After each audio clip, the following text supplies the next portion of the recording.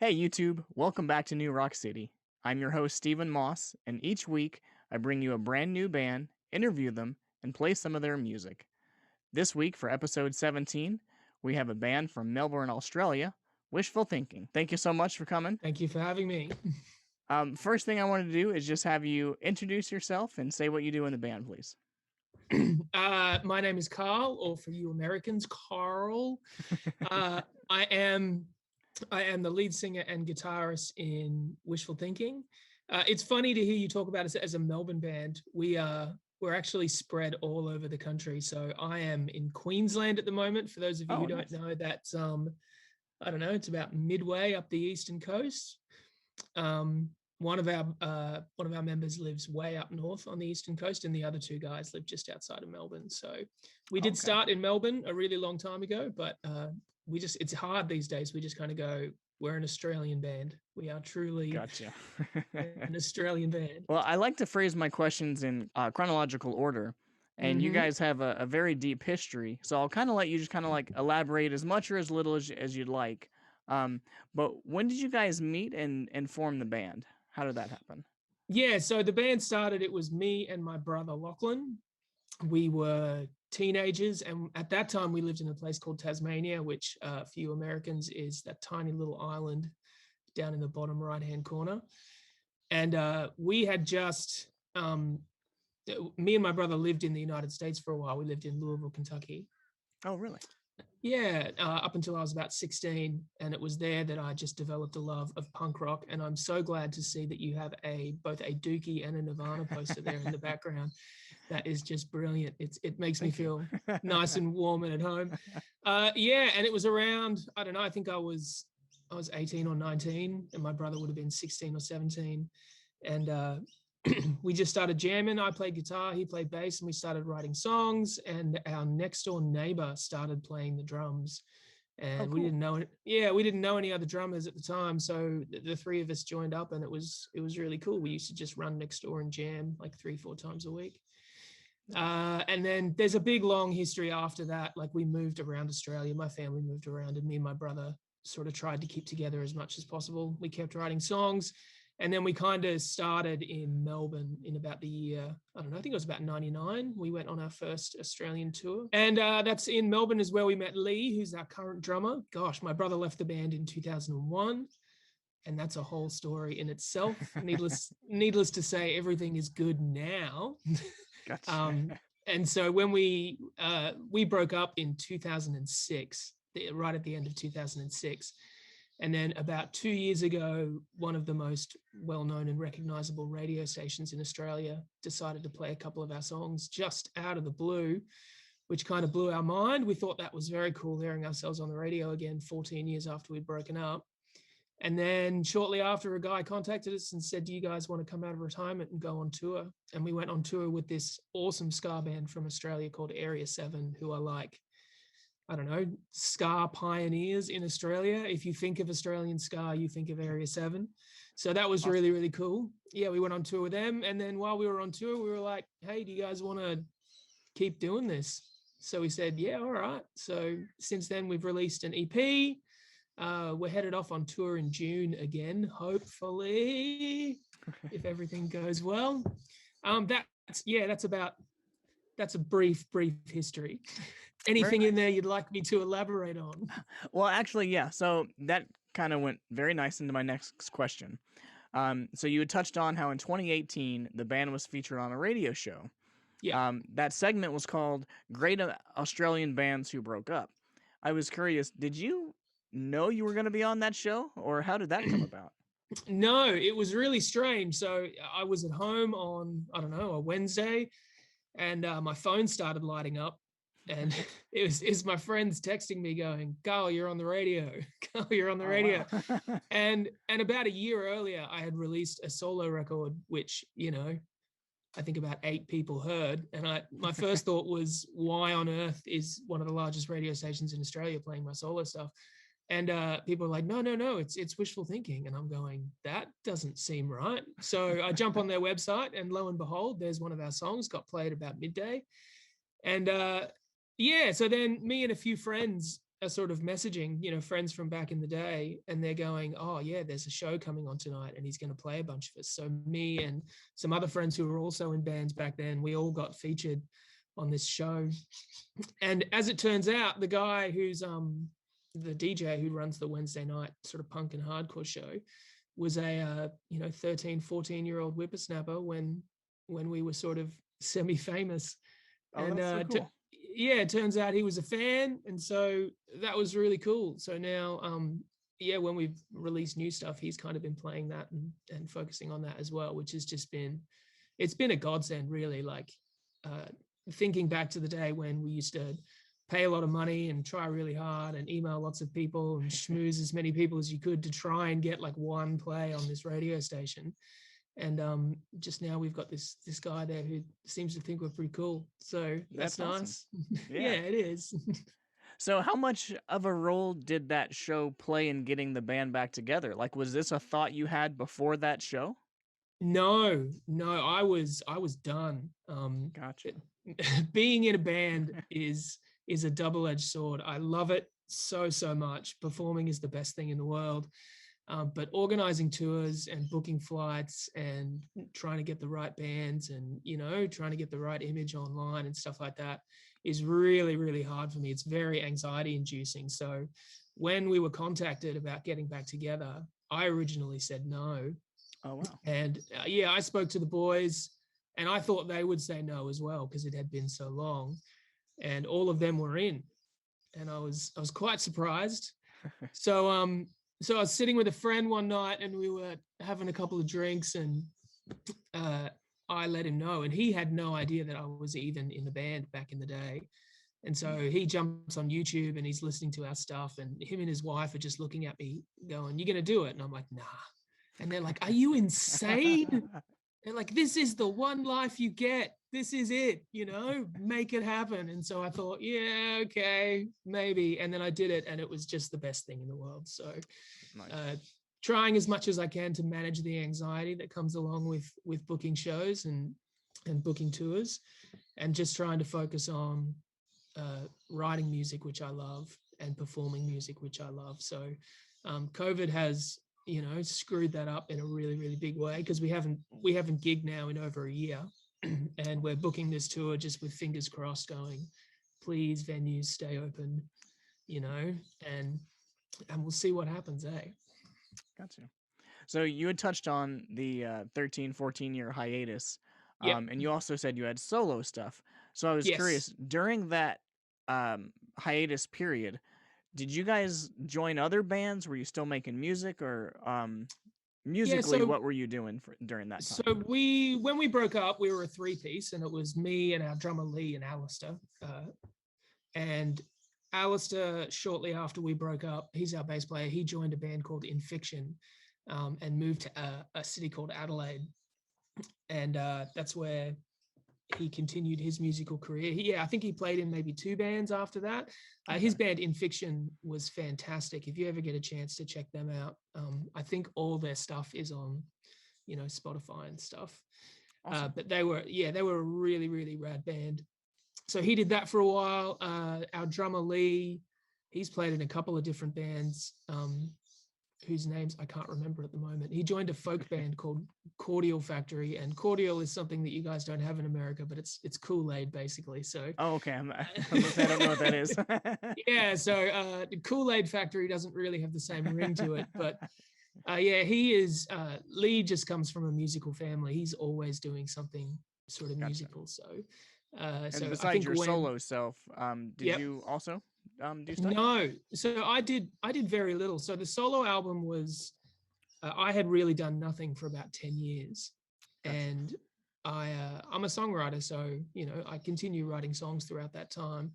And then I can't remember the years. I think it was 2016. I just decided I was going to just pick the best songs that I'd written over that 10-year period and put them together. And then I started working with my brother again, and we were just kind of doing a postal service thing, sending things back and forth over the internet.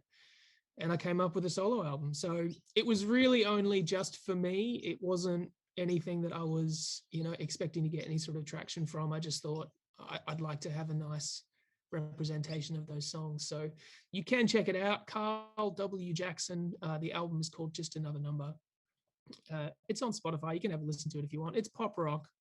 So Gotcha. if you're after hardcore punk, you'll be very disappointed. But I really love it, and we're actually re-recording one of the songs on that album and turning it into a Wishful song, and hopefully that will be out in the next sort of 6-7 months. So that will be fun. Gotcha. So, with some of the members still playing music during that time, and you saying that you really didn't, I can imagine there would be like multiple sets of emotions trying to get the band back together. Um, was it easy for some and not others, or what was that like? Or was everyone pretty much on the same page? Like, this is a great time, let's do it. Surprisingly, yes. So Gotcha. I just assumed that my brother would come back to the band, but when I sort of sent out the message to everyone and said, "Hey, are we all in?" He's like, "Am I in the band?" And I was like, "Yeah, yeah, I thought so."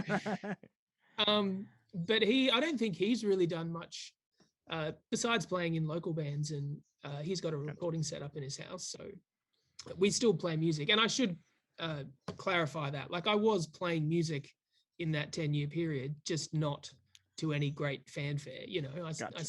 I still played open mics, and I still pulled out the guitar and played to my kids and stuff. So cool. So it's not like I ever stopped being a musician.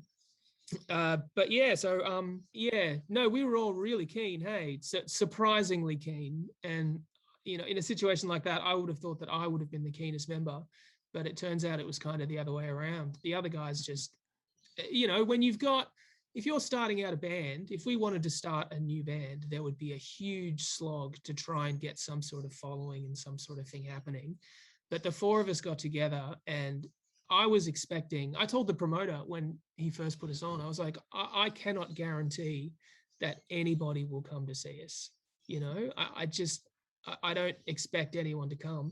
But then the first night, there's like a row of people at the front of the gig wearing T-shirts that they bought 14 or 15 years ago. Oh, no way. That's awesome. Yeah. So there's this spread of Wishful Thinking shirts, across the front of the crowd. And, we stop a song and the crowd keeps singing along. And I was like, this is not what I was expecting. Cool. So it was really validating of my music career. Like, I had often looked back over that, 13, 14-year period and just thought what a waste of time that was. But to come back and see that and have people come up to me after the show and tell me how much, our music has meant to them over the course of their life, you can't just throw something like that away. That's a gift. Yeah, definitely. So when it came to getting back together, I think that's what made it so easy for us, because we were like, people want this. There is, a crowd of people, and we've got that. After 14 years, we still have that. So let's, do something with it for as long as it goes. People many times will talk about friends, how even if you've moved away, when you finally get to see them again, it's like you never left. So with that first practice that you guys had, did it feel like just picking up where you left off? Like, did you guys just have that chemistry again? Yeah, absolutely. It's That's like cool. Muscle memory in your fingers. Like, I'd jump on the guitar and songs that I had played, because you've played them so many times. Mm-hmm. You could practice with bands for months and try and sound as good as we sounded that first practice. And oh, that's cool. Yeah, it was electric. It was really, really good. Plus, those guys are still, after, I've known my brother his whole life. So how old's he? I'm not going to say how old we are. Alistair's been one of my best friends since he was in high school, and Lee, I was a groomsman at his wedding. We are, oh, cool. We are just the best of friends. So when we get together, especially now, like, it's just a good chance to get away from our normal lives and feel like we're teenagers again. So hanging out with those guys is just the best. Playing music with those guys is just the best. So we plan to keep doing it for as long as the nostalgia continues. Nice. I wanted to ask, you guys are pretty much punk veterans, and you had an incredible history. You've toured all over the world with bands like Mellon Colin and MXPX. Mm-hmm. Do you feel that like made a preset bar, or did that make any kind of like high expectations when you guys got together, or what was the nerves like? Do you mean high expectations for ourselves? Yes, like do you feel like you had extra pressure to kind of live up to that same standard, if that makes Uh, sense? yeah, I don't know. Um, Maybe I do worry sometimes that our performances, because we're punk rock, we're not pristine musicians. We don't always get everything right. We're the kind of band that will play a song without having practiced it all that much. We'll muff Gotcha. things up on stage and laugh about it. So I think that works really well. Like there are certain bands, like if you went to see Radiohead and they stuffed up a bunch of times, you'd be really disappointed. But if you went to see Green Day and they stuffed up a bunch of times, you'd be like, yeah. So no, punk rock is good in the fact that we can do that. So it means that we can, like, it's fun. It means we can fuck around on stage and just do whatever comes to mind. Like I was thinking just the other day, going, maybe we should just at the end of the set just throw out to the crowd, hey, what song would you like to hear? And we'll try and play it without practicing and see how well we do. You can pull that sort of stuff off with punk rock. That being said, our drummer Lee is just the most on-time drummer I have ever played with in my life. When I was doing my solo stuff, the four of us got together and just had a bit of a bash one weekend.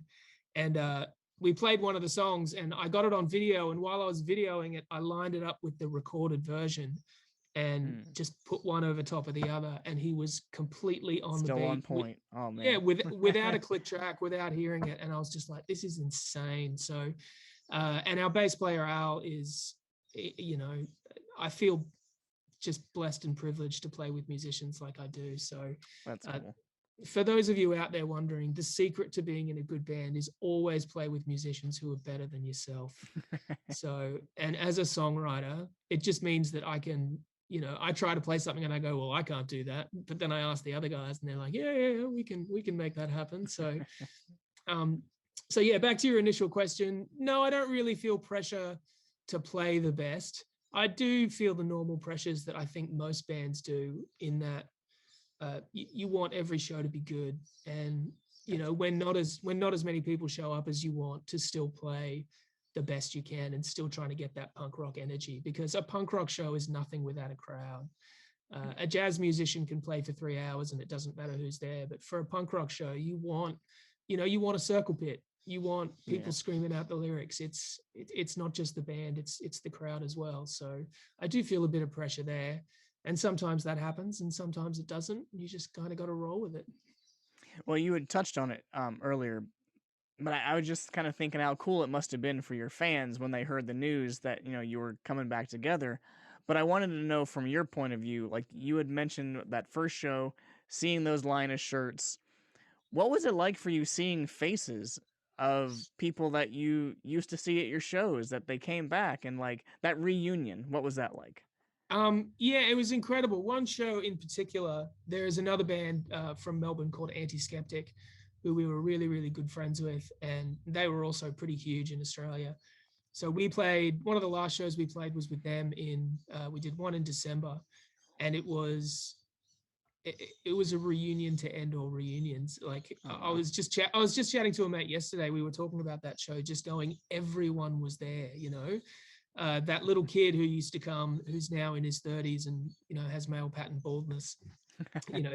He's there, and I was standing in the line waiting for the show, and I just every second person in the line was someone who I remembered from the past. It really was an That's absolute cool. blast. Yeah, That's it was amazing amazing. because I could just imagine them being like, "Dude, I saw you, back in 2005, and check it out. Here's my daughter now," or something. Like Yeah. that's got to be pretty cool. Yeah, so one guy rocked up to one of our shows and showed me. We put out a single called "I Don't Need You," and on the front cover was a skull and crossbones, and we used Hmm. that a couple of times during the course of our career. And he had that tattooed on his arm, Oh wow. and yeah, so those types of things yeah, they're amazing. They're really cool.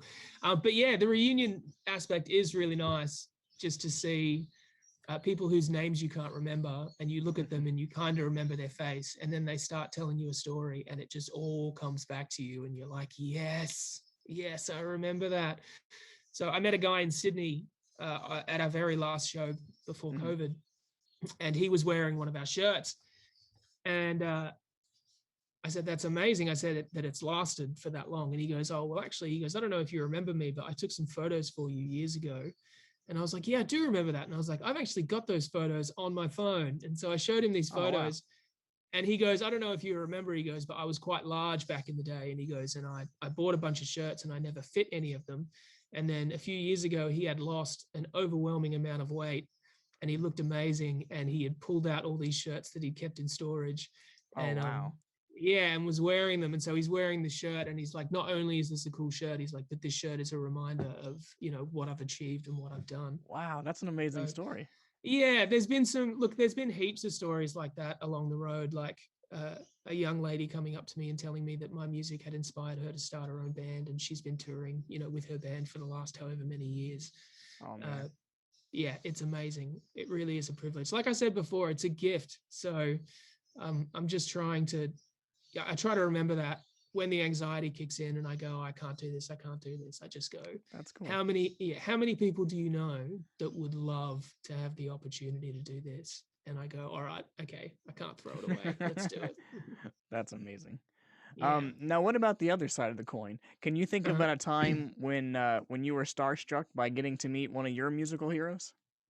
Uh, like I said, we played our first shows with this band called Area 7, and their lead singer, I've seen, I saw Area 7 play a few times in the past. When we opened for Millencolin, which was our first sort of really big show, this band Area 7 was on the bill as well. And their frontman, Steve-O, is potentially, I don't want to say he's the best frontman I've ever seen in my life, but you see frontmen every now and then and you just go, you have got He's something special. special. Yeah. Yeah, you know how to work a crowd.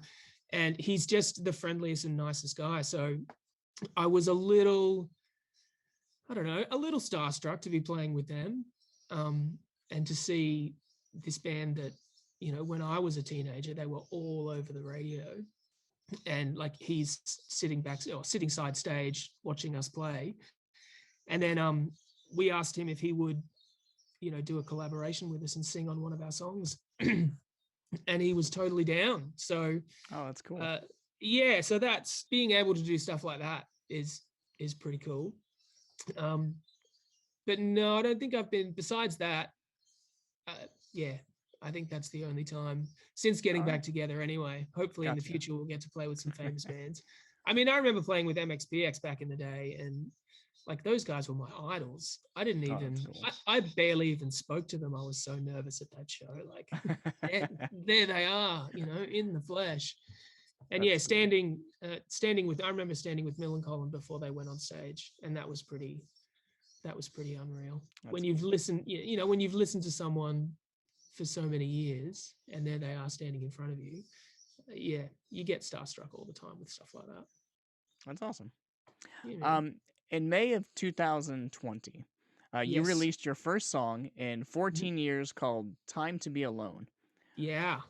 What I can't even imagine the emotions and feelings leading up to that first single. What was that like Yeah. for you guys? Oh, it was nerve-wracking, but at the same time, we thought, when I did my solo stuff, I put a video online, and after about a year, I think 300 people had watched it. And so I Gotcha. remember saying to the boys when we released this song, I was like, if this song gets, more than 500 or 600 people liking it, then I'll be happy. And anyway, I think it's sitting at about 15,000 or something at the moment, and Wow. that's on YouTube, and Spotify has been going off. And then this radio station, they're called Triple J. They actually picked up the song, and it was on rotation for a couple of months, which we had Wow. never achieved on that radio station. So, I had friends texting me going, I've heard you on the radio again. And all my friends got pissy with me because I would, I would show them every time. I would go to their website and I would take a photo of our album cover on their website, and I'd be like, look, we were on the radio again. That's Everyone's awesome. like, we know, man, we know. So that was a really surreal experience. Yeah, so much more than we could have hoped for, and it was really crazy. Like, I didn't write that song. like for those of you who haven't heard it, it goes for a minute and a half. You know, it's not it's not what you generally release as a single. And you know, we went to play a show, and I had a mate do the video, and we just shot it in the room that we were jamming that day before the gig. And it was really sort of quick and fly by the seat of your pants. And I don't know, have you seen it? It's fucking awesome. Yes, actually, I'm about to play it too. So that Sick. way everyone watching can see it as well. So here's the video for Time to Time Be to Be Alone. Alone by Wishful Thinking. What we have is over somehow, and it's time to be alone. It's understandable you don't know how, but it's time to be alone. You might feel an emotion right now, but it's time to be alone. And this time I'll be moving on. I know that we've had a good run, but it's time to be alone. I know that what we wanted was fun, but it's time to be alone. You might feel your head has been spun, but it's time to be alone. And this time I'll be moving on.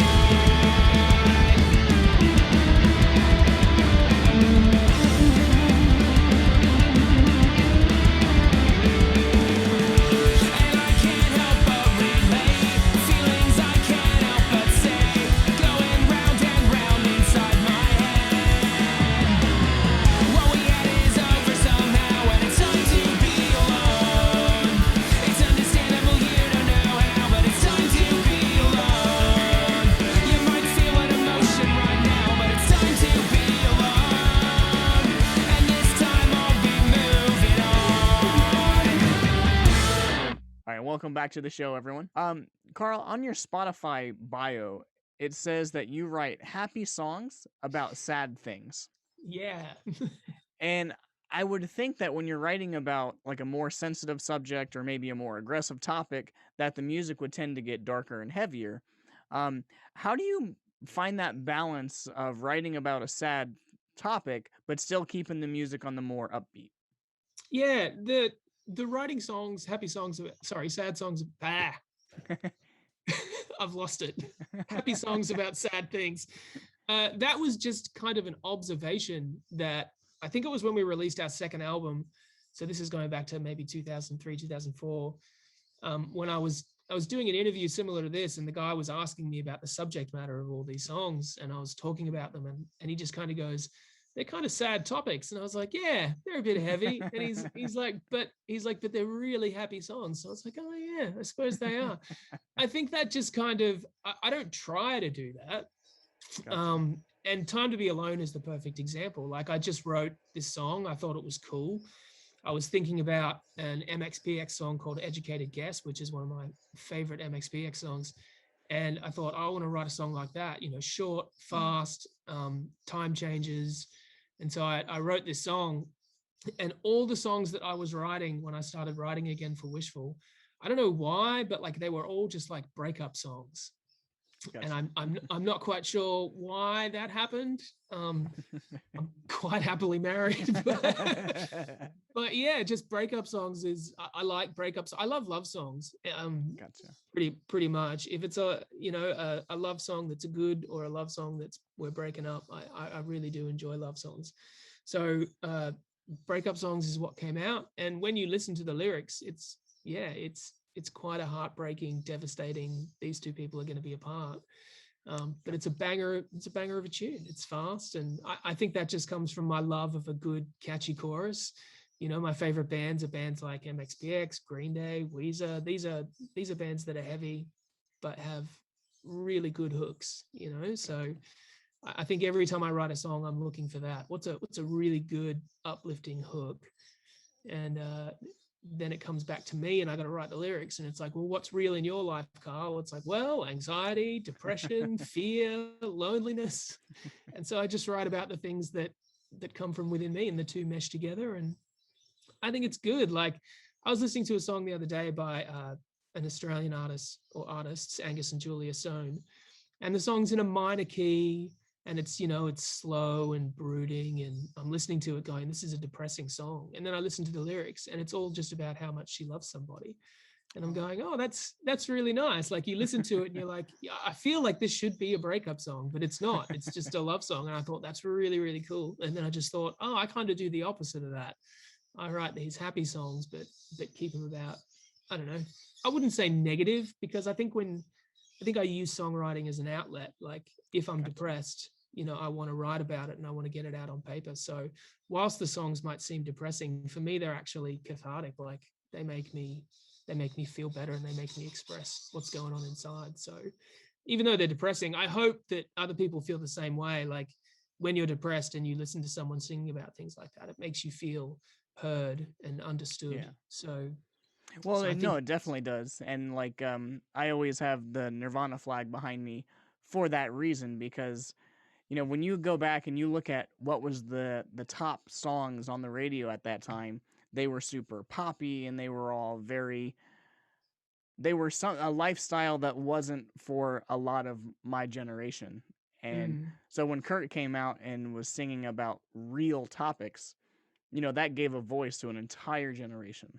And I it think does people that. really felt that. Yeah. So even though, someone might look at it in like a third person and be like, "Oh, that's so derogatory or negative or depressing or whatever," for those type of people that he's speaking to, it was very cathartic and therapeutic, or whatever you want to call it. It was it was something that well, I remember me and my positive. friends listened to Nirvana in high school, and it was exactly what you were just saying. Like people going, and my friends listened to 9 Inch Nails as well, and I remember as a sort of 15-year-old kid listening to 9 Inch Nails going, I don't understand this. Like, why is this so dark? And it wasn't until I was in my 20s when I was like, oh, I get it now. I get that. Like 9 Inch Nails always scared me because their music was so freaking rad, but their lyrics were so dark. And I don't know, I was a 17-year-old Christian kid. I didn't listen to that. That was evil stuff. But yeah, it's exactly what you were saying. Like when you have these thoughts, you feel like, I'm alone. I shouldn't voice these thoughts. I shouldn't say these types of things. And then someone like, Kurt Cobain or Trent Reznor comes along and sings about them in gritty detail. And for those of you who feel that way, it speaks to you. So yeah, it feels like you're not alone. You have someone you can relate to. And so and awesome. If it's got a soundtrack of banging music behind it, then even better. Yeah. Can you tell us about I Get Lonely? I Get Lonely. So I Get Lonely was the first track that we wrote as a band when we got back together. So okay. It was, I believe it was the day or the day before the first show that we ever played back together. And we were sitting in the hotel where we were staying, me, my brother Lockie and Alistair. And we all had kind of a bit. So my brother had written the riff, and I said, oh, how about you do it in this key? Because I've got a chorus that kind of works in that key. And our bass player had a little bit. He was like, oh, why don't we do this? And why don't we do that? And yeah, that day we got together and we kind of jammed it. And at the time, I don't think anyone was really feeling it all that much, because it was like this mesh of bits coming together. But then when I got home from tour, I kind of sat down and worked on it and just did kind of like a demo recording, and we all listened to it and we were like, that's really good. That's got something. So once again, it's a breakup song. Just to my wife, if you are listening, we're good. We're fine. It's just, I don't know why I write breakup songs, but so I just kind of imagined this character that was, so in love with this person, but his lifestyle was not conducive to making a good relationship. So, and I think back to those times, especially when I was a teenager, when I just was kind of longing for somebody and wished I could be with them, but it just kind of wasn't working out. And when that happens, you get lonely. All right, so here is the video for I Get Lonely by Wishful Thinking.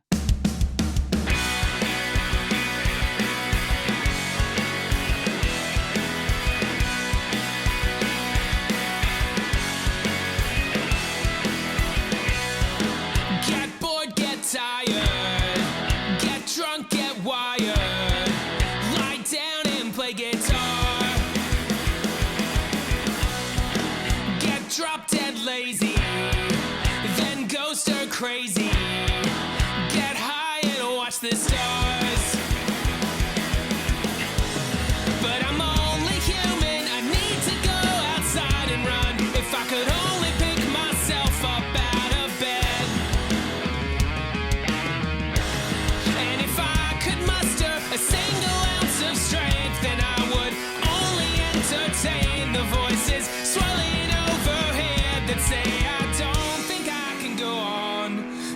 don't you stay away too long, 'cause I get lonely.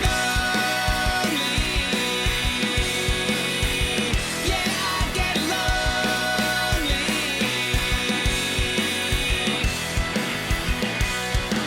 Feels like a lifetime since I hit my prime, but the days have come and gone.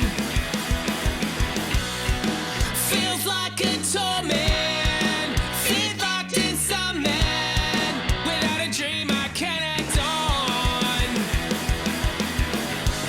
And I'm far from perfect, I wish that I could have you here and talk to you like it's not an attack. And if I could muster a single ounce of strength, then I would wipe the tears far from your face and say I want you back, because I don't think I can go on. So don't you stay away too long, 'cause I get lonely. 'Cause I don't think I can go on. So don't you stay away too long, 'cause I get lonely. Yeah, I get lonely. Yeah, I get lonely. Yeah, I get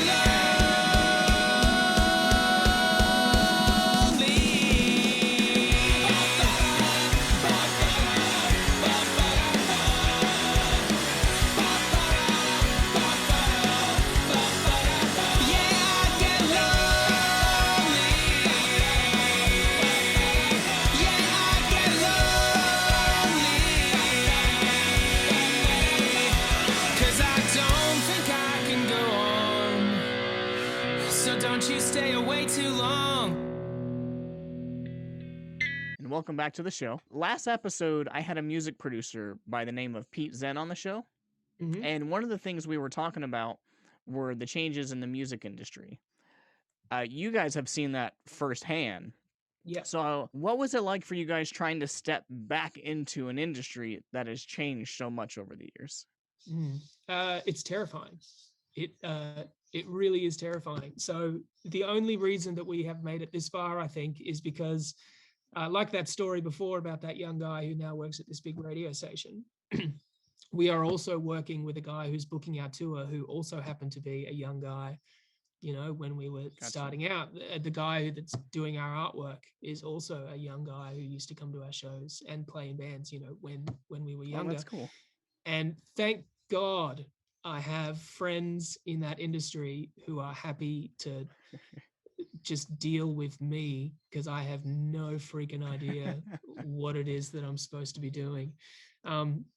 It is a different world, and I think even artists in the industry now are realizing that it's a difficult path, because like when I started playing music, the bands didn't have websites and there was no YouTube.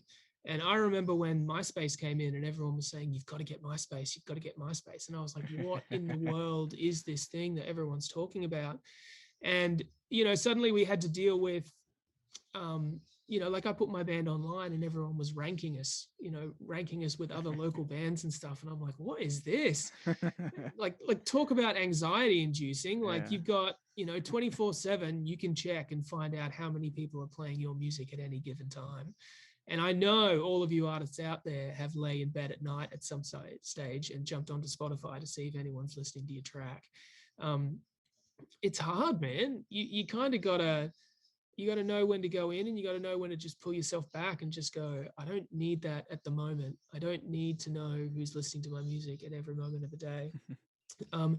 But also you kind of got to go, well, before you build a following out there, you got to build a following online first. Yeah. And that's kind of the opposite to how it was back in the day. Like, we've been mucking around with a band or talking with a band online, and hopefully we're going to play some shows with them soon. But they've been a band for a while. They've only played 3 shows, and you know, their online following is as large, if not larger, than ours. And I just think back in the day, you would have to play 20 shows before you would kind of start to see that sort of stuff happening. But yeah, there seems to be this drive of bands just jumping onto the scene after a year of social media work and doing these huge shows. And so that's kind of the opposite to the way that we did it. Like we just gigged, we used to gig 50, 60 times every year. And that's different now. You don't have to do that. Yeah. And that kind of sucks, I think, a little bit, because I love playing music. Like playing music live is, for me anyway, it's why you do it. I don't do it. I don't play music live so I can have lots of hits on social media. I use social media so hopefully people will come to see us play live. And I'm still navigating what that's like trying to see whether people are still coming to shows as much as they used to, whether there is still the same sort of following as there used to be. I'm still figuring that out. Hopefully this tour will show us sort of where we're at in the real world. Gotcha. But yeah, to answer your question, I'm just fumbling my way through. Gotcha. And luckily we've got some good people in good positions who are helping us out. So, and That's hopefully cool. that continues. Yeah. Well, it's funny because I don't think you can really say overall like it's a good or a bad thing, because there's pros and cons to everything. Mm, But like as a fan perspective, it's so cool now, because like when I was a kid, I could never dream about having a conversation with like Kurt Cobain, yeah. because bands were far much more unattainable or unreachable. Yeah. But now, like the other night, I just had a short conversation on Facebook with the lead singer from Chevelle. Like Wow. just, or like on, like I've tweeted at Anti-Flag before, and Justin Sane got back to me. I'm like, that's just so crazy. Mm, But it's so cool now that you can have so much of a more intimate connection with your favorite bands now because of social yeah. media. Yeah. But on the other side, there's some negatives, and I just wanted to read a thing from a study that I read just last night. Yeah. Go for it. Um, so, because it's been more than like labels and streaming, things like that, but the fans themselves have changed. Last night I read a study from the UK. It was a 2019 study, and it showed that 15% of music listeners under the age of 25 have never listened to an entire album all the way through. Wow. And to me, that is just hard to believe. That But blows my mind. yeah, isn't that crazy? So we Mm. talked about good and bad things of the changing in the music industry. So I was curious, in your perspective, when you look ahead at music, are you optimistic or pessimistic? Reasonably optimistic. I was actually listening to an interview that Green Day did on the Howard Stern show. I don't know, 6 months, a year ago, or something like that. And they were talking about how they're out of their contract, their label contract now, and they can kind of, for the first time ever, they can just kind of do what they want. And Howard Stern was asking Billy Joe, like, are you going to keep using the album format, or are you going to do what so many people are doing now, which is just releasing songs kind of willy-nilly? And I kind of liked what he said, which was, either way is fine. And I kind of feel a bit the same. Like I'm older than most of the musicians that we've been, playing with and that are trying to make it big now. And I have to kind of remember that, like, they're releasing one song at a time, and I'm just thinking, can't we just do an album? Let's get 12 songs and put them together. And then I've got, our bass player in my ear going, if you release an album, 12 songs at one time, you get promo for 3 weeks to a month, and then it's dead. And I understand that. So, but I'm neither optimistic nor pessimistic about it. It's just, I try not to be one of those old guys who's just like, things aren't the way they used to be. Things should be different, because, things are what they are. So you kind of got to play to the fan base. If people are listening to songs on playlists, then, hey, let's try and get a song on a playlist, and hopefully someone can enjoy our music. And, as far as I can tell, people are still releasing albums, and people are still enjoying the album format. There are some of those. So for those, we'll still put out an EP. I still have dreams of putting out an album, but when we release it, we'll probably release it differently than, like, if you remember, like when you used to release an album and then you'd release a single from that album, right, and then you might release another. But nowadays you release like 4 singles, over the course of 6 months, and then you drop the album. And it's hard. Like I still very much enjoy the album format. So you know, Green Day, who I mentioned before is one of my favorite bands, they just released a song a couple of months ago, and I've listened to it maybe 2 or 3 times. But if they had put out a whole album, I probably would have listened to it 20 or 30 times by now. Gotcha. Because that's how I consume music and I listen to music. I've always really loved that band, One Republic, since back in the early days. And I think their last album was maybe 3 or 4 years ago. And since then, they've just been releasing one song at a time.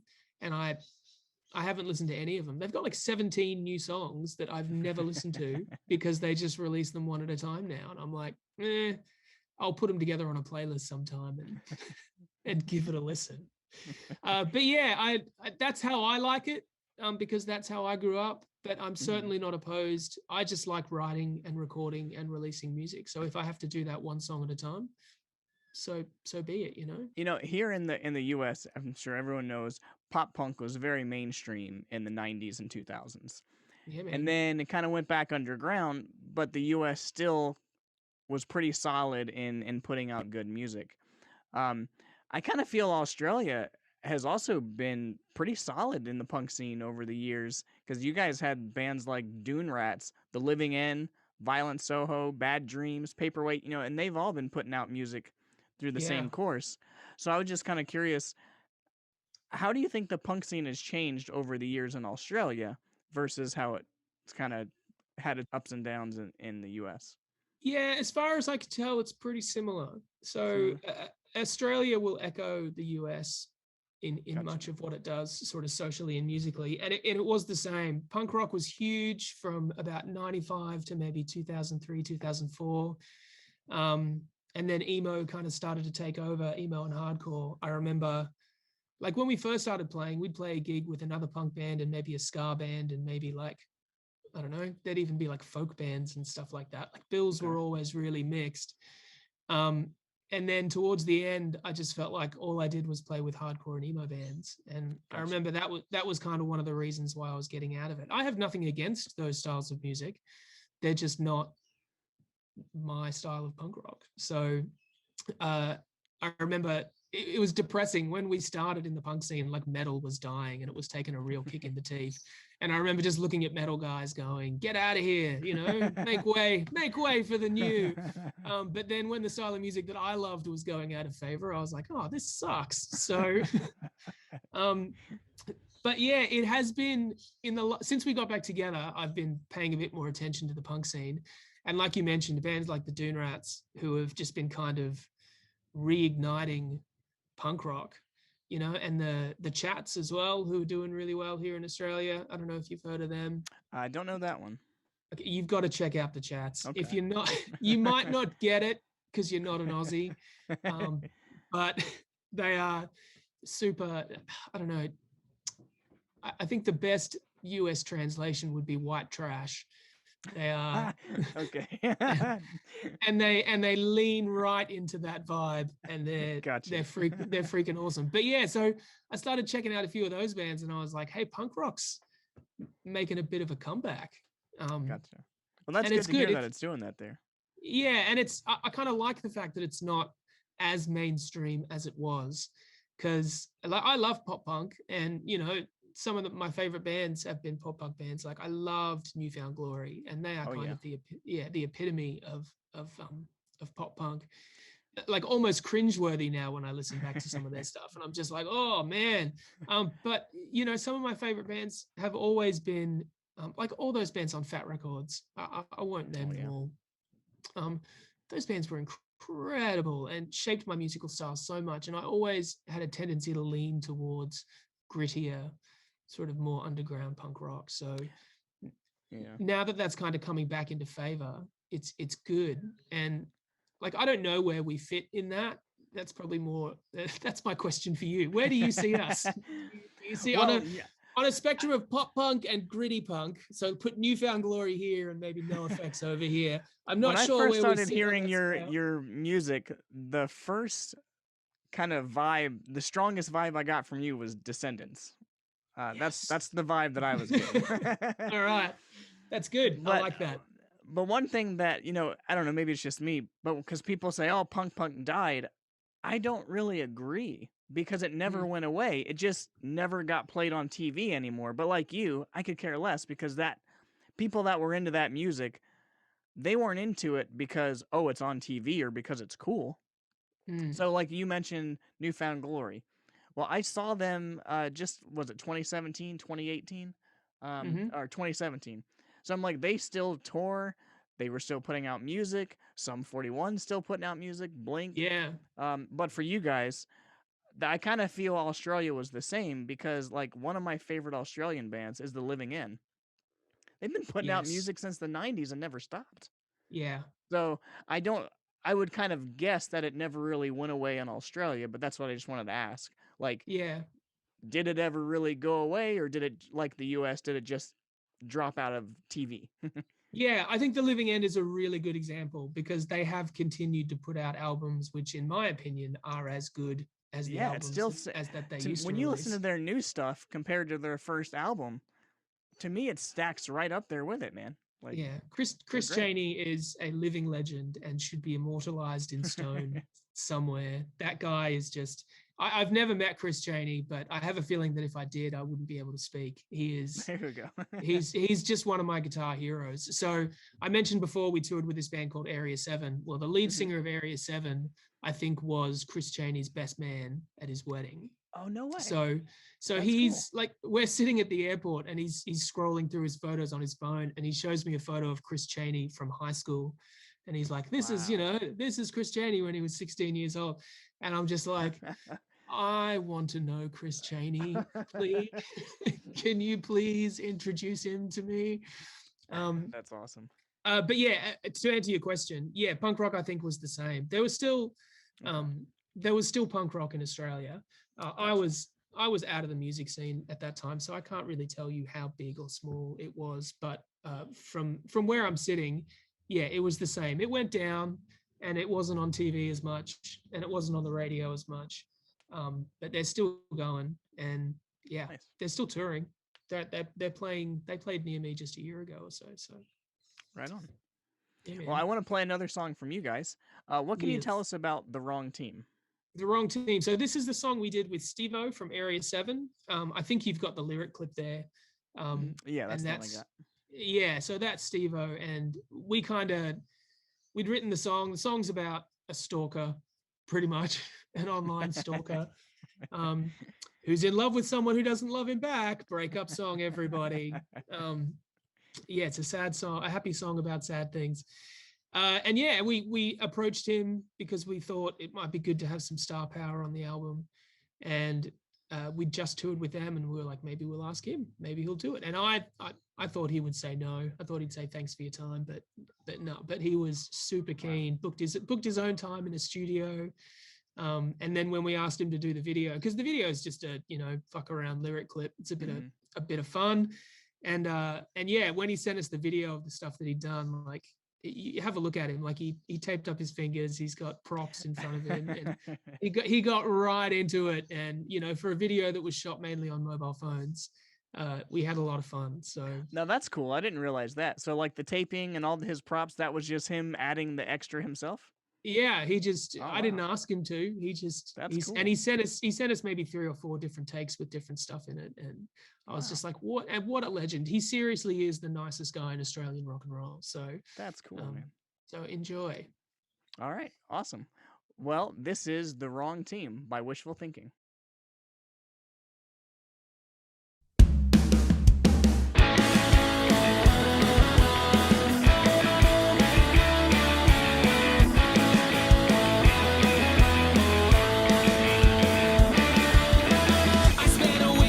Looking at the screen, my eyes were aching, if you know what I mean. Looking for you to see if you were looking back at me. I kept refreshing, but nothing ever changed. No conversation, nothing was exchanged. Calling a bit, but it seems that you were never free. And my therapist says it's bad for my health. And she asked me now.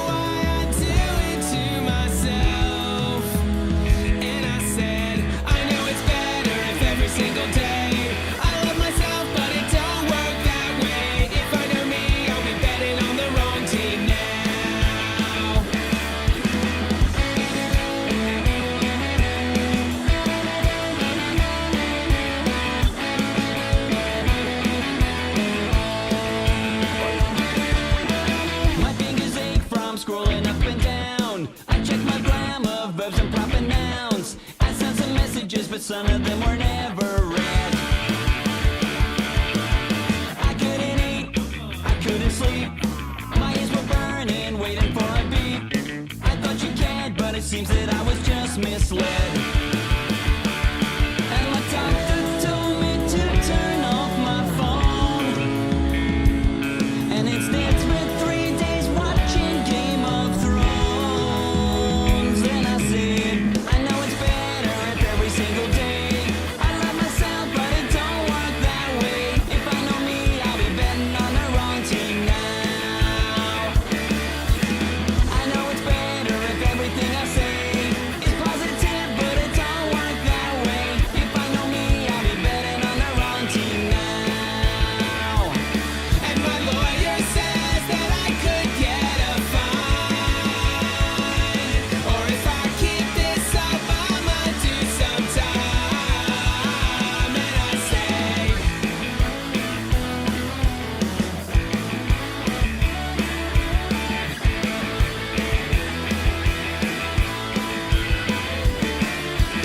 I know it's better if every single day I love myself, but it don't work that way. If I know me, I'll be betting on the wrong team now.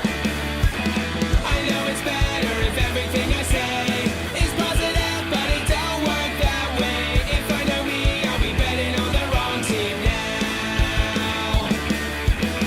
If I know me, I'll be betting on the wrong team now. All right, before you start up again, I'm gonna have a vape. Yeah, go ahead. I'm not even sure what to say, but thank you, man. You were willing to get up at 4 a.m. That's incredible.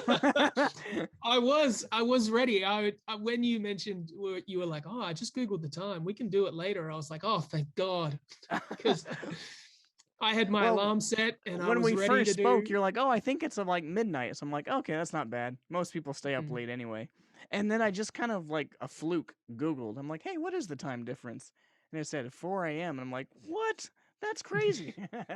So Yeah. kudos, man. That's amazing. No, thank you for moving the time. I do appreciate it. I'm sorry I didn't catch it sooner. No, that's all right. For those of you listening, it is not 4 a.m. Yeah, we Yes. made it 9. We made it 9 a.m. The next question that I had was about touring. So Yep. you guys toured right before lockdown. Yeah. And we kind of touched on like the fans and everything. But I want to know, like, how was it for you guys? Because I know for me when I was younger, I used to love like road trips, but now that I'm older, I'm like, I don't like them anymore. So does touring still have that same like feelings for you now as it did when you were first started touring? Yeah, you're right. It is different. When we used to tour mainly in cars, and we'd drive ridiculous hours. Like we drive. Cities in Australia are far apart, so it's not like in America where you've got two cities sort of 2-3 hours apart. When we're in Melbourne, Adelaide is the closest city, and that's a 9-hour drive. Oh, Yeah, Sydney is the really? capital Okay, I city, didn't I should realize say. that. So there are towns and smaller places in between. But But for in like Australia, bigger size cities for shows, that's yeah, I didn't realize that. yeah. Wow. So Adelaide's the closest, and it's 9 hours, and then you've got Oh, dang. Sydney North, which is about 11 hours, and then from Sydney to Brisbane, Jesus. it's 40. Yeah. So if you're a huge band in Australia and you can play some of those smaller towns in between, then it's all right. But for most bands in Australia, it's really just capital cities and a couple Oh, of dang. major cities. So it's been good at this because we just kind of see it as a holiday and go, all right, let's book flights, let's book hotels, which we didn't do in the old days. We would, sleep on someone's floor or drive through the night to get home. But we can't really do that anymore. But at the same time, like we're all married with kids now, so to get out and to hang out with mates and go touring, it's also got a special aspect which it didn't have before. So it's kind of both. It's hard because a couple of the shows I don't even watch the headlining band. I just go back to sleep because I need my 8 hours, otherwise I don't function properly. But at the same time, it's more special because, like I said before, this is a gift that's been given to us. Yeah. If someone had said to me, if you still want to be playing with Wishful in your 40s, you have to stop playing for 13 years. I'd be like, that sucks. But now that it's happened, I'm like, this is actually quite cool. So, Gotcha. So yeah, it's both. Gotcha. In short. Shows are actually starting to open back up here in the States. Yeah. What's it like in Australia? Are you guys on the horizon, or are you playing shows? What's it like? Yeah, so as a country, Australia has done really, really well. And I think that's probably in part due to the fact that our prime minister wasn't asking us to inject chlorine into our blood. Jesus. And we've had really good, it was really difficult. The state that I'm in, Queensland, shut its borders for 3 or 4 months. And so where I live, I've barely worn a mask over the last year. It's affected us compared to the rest of the world really minimally. And even though we've had a couple of screw ups in a couple of the states, generally speaking, Australia has been really lucky. So venues have been open for a while. They're still at sort of half capacity or sitting down. So we could have toured 6 months ago, but it would have been to, a room with seats 1.5 meters apart, 6 feet for you Americans. And, and people would have been sitting down, and we didn't want to do that. So venues have kind of opened up a little bit more now, and they're still at half capacity. But like I said before, a punk rock show is a good punk rock show is dependent on the crowd, not just the band. So we wanted to wait until we could have a sizable amount of people and they could actually do punk rock stuff. So venues, we're hoping that by the time we get on the road, they'll sort of increase their capacity. More seats, more money. That's always helps the tour move along. So shows have been back for sort of 3 or 4 months, and that's cool. Yeah, they're doing all right. We've done a lot better than the US, so I do feel sorry. Well, that's a pretty low bar. Well, I was speaking to a friend of mine in California the other day, and she was saying that her kids hadn't been to school in a year, and she hadn't left the house without a mask in a year, and that was really eye-opening for me. I was like, wow, we haven't experienced anything like that. So we've been really lucky. Well, the thing with the US that makes it so interesting is it also depends on where you live, because the states are basically 50 individual countries. Yeah. So here, I live about 9 miles from New York City. So people are more liberal here. They take things like science more seriously. Yes. But if you go into more southern states, it's a whole different ball game, Yeah. Well, like I said, I grew up in Kentucky, and watching I forgot about that. I'm sorry. Yeah. Watching what happened in Kentucky, I was just I'm just shaking my head going, come on, Kentucky, you are better than that. And then I think about it and I go, actually, no, they're probably not. No, they're not. It's just, I didn't understand politics when I was a teenager in the United States, but now I look back and I go, Kentucky? Really? What were we doing in Kentucky? Well, I'm big into politics, and I grew up in the South, and I just had to get out because it wasn't for me. The mentality down there is just too backwards and too much in the past. Yeah. So that's why up here, around New York City, they fared. It was crazy because we got hit super hard at first because there's just so many people. Yeah. And unless you're from here or been here, I don't think you really understand. But I always tell people, when my car's in the driveway, I can't open my car door all the way. Yeah. Because I'm going to hit my neighbor's steps.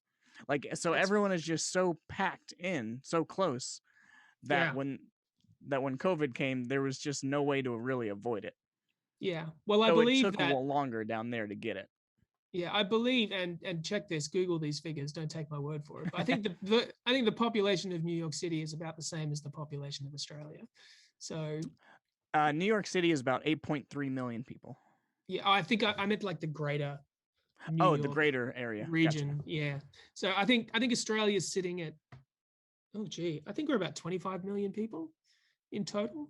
In the whole country. Wow. Yeah, something like that. So, wide open spaces, lots of desert. Wow. We've so, a bit easier. We have all of that in like 30 miles. Yeah, you do. Hence why gigging and playing shows in Australia is more difficult than America. Yeah, that's really interesting. I really didn't know that or have ever really thought about it, because like right here, I can get to New York City in 10 minutes. I can Yep. get to Philly in about an hour and a half with traffic. I can get to DC, Boston within a couple hours.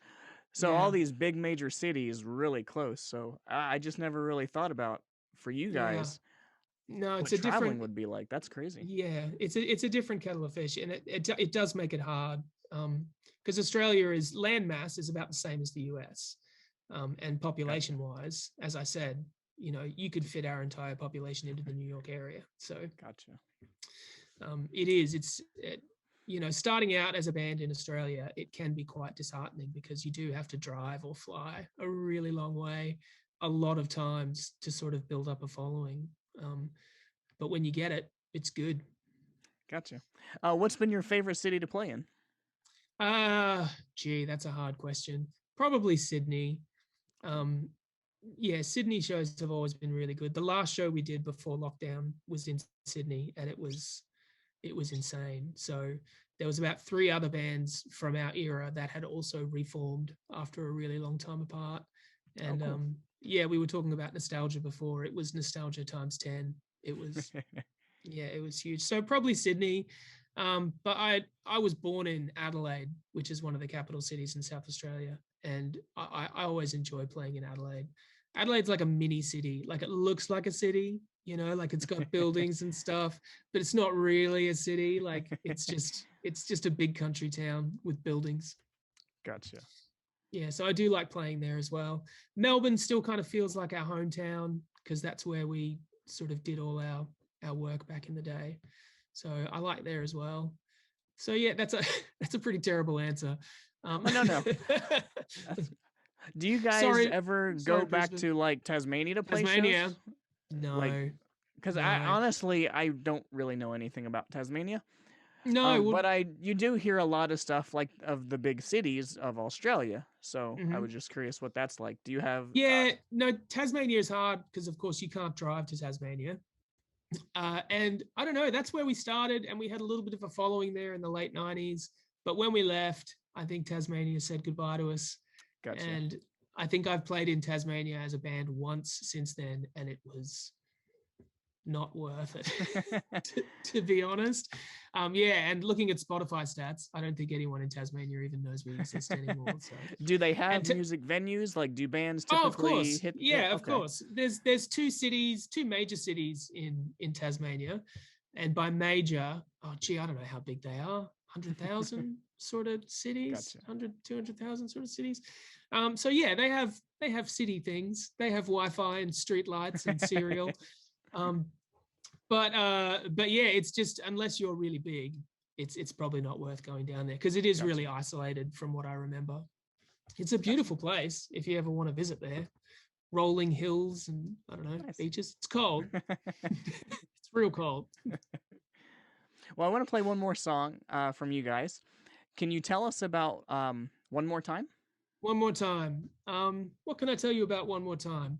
It's a breakup song. Just I think I picked all breakup songs, I guess. Huh? Yeah, no, this one is one of the jobs that I've done is counseling, and I've counseled lots and lots of couples who are in really toxic relationships.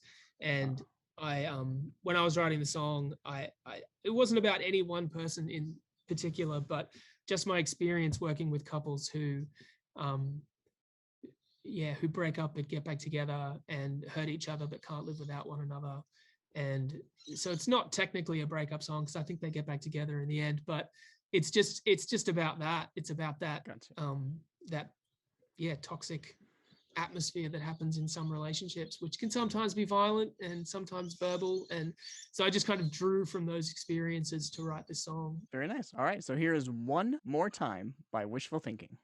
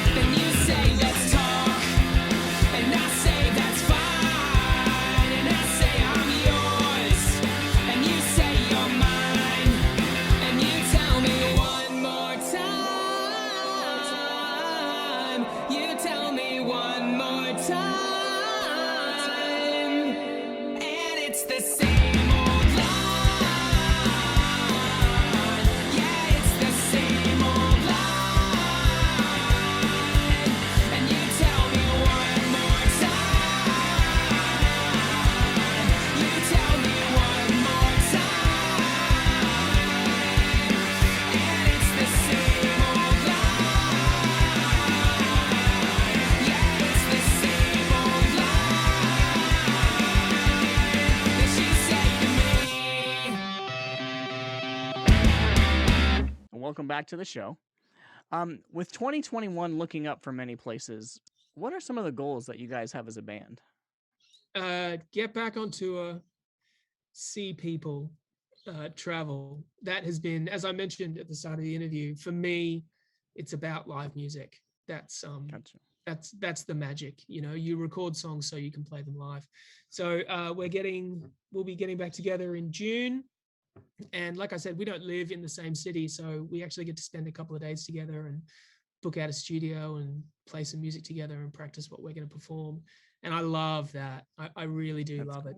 It's always really chill. There's always beer, and yeah. So we do that, and then we're playing 4 shows. We're doing all those capital cities on the East Coast. So Adelaide, Melbourne, Sydney, Brisbane, which are all a long way apart, as we said before. So yeah, and then we've got a new song which we're hoping to have out around the time of that tour, which is really cool because it was written mostly by my brother. He wrote all the music and he had to send it to me and said, can you throw some lyrics over top of this? And I did, and it worked out really well. So that's something that I'm really looking forward to as well. Over the years, I've been the main songwriter for the band, but Alistair, our bass player, and Lachlan, my brother, are both writing really, really good stuff at the moment. So, and it's fun because they don't really write lyrics. So they just send me this stuff and just go, can you do something with this? And that's not something I've ever really done before. And I'm really enjoying doing that. So this song that we're going to release, it's called You Can. It's a very, very, yeah, it's different than what we've done mostly because it's got Lockie behind the wheels. So looking forward to writing more, looking forward to getting some new songs out there, looking forward to playing those songs live, because up until now, all we've done is played old stuff. And so now we'll actually be playing this tour that we'll be on will be the first tour that we've done playing new songs. So cool. That's exciting. Yeah, it is really exciting. It's also nervous because, like I said, those songs that we played before, I could play those songs with my eyes closed. But these new ones, I'm going to actually have to practice and think about. Gotcha. Well, I'm going to play one last song from you guys. And this one is called What the Hell Am I Gonna Do? What can you tell us about that song? Oh, this song is heavy. So this song is actually musically darker than what I have normally written. As I mentioned before, we were all Christians when the band started, and like I'm not anymore, and our bass player is not anymore. So I went through a period when I sort of walked away from that was really tough. So like when you're told your whole life that you're going to go to hell if you don't believe in a God, and then you stop believing in that God, even if you don't believe in that hell anymore, those feelings, they stay, like you can't, you wake up in the middle of the night scared that you're going to burn for eternity. And with that, it brings a lot of pain and a lot of anxiety. And what you kind of have to do is you kind of have to build up a whole new reason for living and a whole new philosophy of life. And that's really, really tough. And, that sentence, what the hell am I going to do, is, for me, it was like the perfect sentence to describe how I was feeling when I was going through that time. I was like, what in God's name am I going to do now? How do I raise my kids? How do I treat other people? What is my motivation for being in this world? That whole, when I was telling you before about that guy saying, this is the only life you get, that sticks with me all the time. And I'm like, this is it. This is life. This is what we have. So it's exciting because suddenly you get to take the reins of your life and make it what you want it to be. Mm-hmm. But you also have to deal with that guilt and fear and shame. And I have a lot of embarrassment for, like, I listen back to some of those old songs that I wrote and I just think, oh my God, what was I thinking? I'm embarrassed and shocked about some of the things that I'd written, and I have to sort of live with that. They're out there, they're on Spotify, people can listen to it. So people have to listen to 23-year-old Carl, talking about what he thought about life. And now I have to kind of live with that. And it's just like, oh God, what the hell am I going to do? And so I wrote this riff and I really liked it, and it was a bit dark. And when I wrote the song, I thought, this is good. This captures, I think, that emotion. And I've only played it to a few people before we released it. And, you know, people, they'd come to me and go, like people who had been through the same thing, and go, yeah, that's exactly how it feels. So I don't know. I've met a lot of people along the way who have said that they have been through similar things. And so, like we were saying before, I hope that this song is comfort for them. Awesome. That's why I wrote it. Yeah. Well, thank you. Thank you. So here's the video for What the Hell Am I Gonna Do by Wishful Thinking.